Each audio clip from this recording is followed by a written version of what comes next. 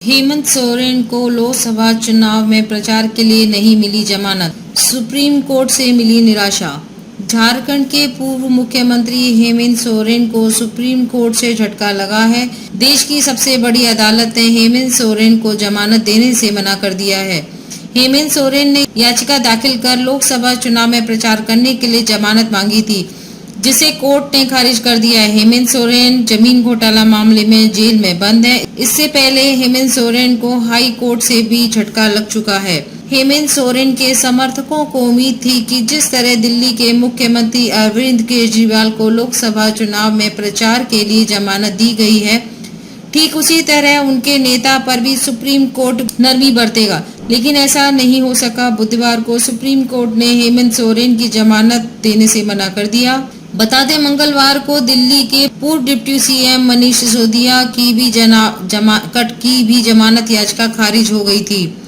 इससे पहले ईडी की कार्रवाई को चुनौती देने और अंतरिम जमानत की मांग वाली याचिका पर मंगलवार को सुप्रीम कोर्ट में सुनवाई हुई। करीब 2 घंटे तक दोनों पक्ष की ओर से जोरदार बहस हुई। जस्टिस दीपांकर दत्ता, सतीश चंद्र शर्मा की अवकाशकालीन बेंच ने बुधवार को भी सुनवाई जारी रखने का फैसला किया है। हेमंत सोरेन की ओर से पक्ष रखते हुए वरिष्ठ अधिवक्ता कपिल सिब्बल ने कहा कि जिस जमीन पर कब्जे के आरोप में ईडी ने हेमंत सोरेन के खिलाफ कार्रवाई की है, वह जमीन छोटा नागपुर टेनेंसी एक्ट के तहत भूई हरी नेचर की है और इसे किसी भी स्थिति में किसी व्यक्ति को बेचा या हस्तांतरित नहीं किया जा सकता। इस जमीन की लीज राजकुमार पाहन के नाम पर है।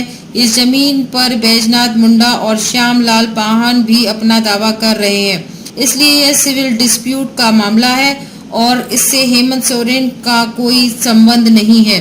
सिब्बल ने कहा कि हेमंत सोरेन पर वर्ष 2009-10 में इस जमीन पर कब्जा करने का आरोप लगाया गया था, लेकिन इसे लेकर कहीं कोई कंप्लेन दर्ज नहीं है। अप्रैल 2023 में ईडी ने इस मामले में कार्रवाई शुरू की और सिर्फ कुछ लोगों के मौखिक बयान के आधार पर बता दिया कि यह जमीन हेमंत सोरेन की है।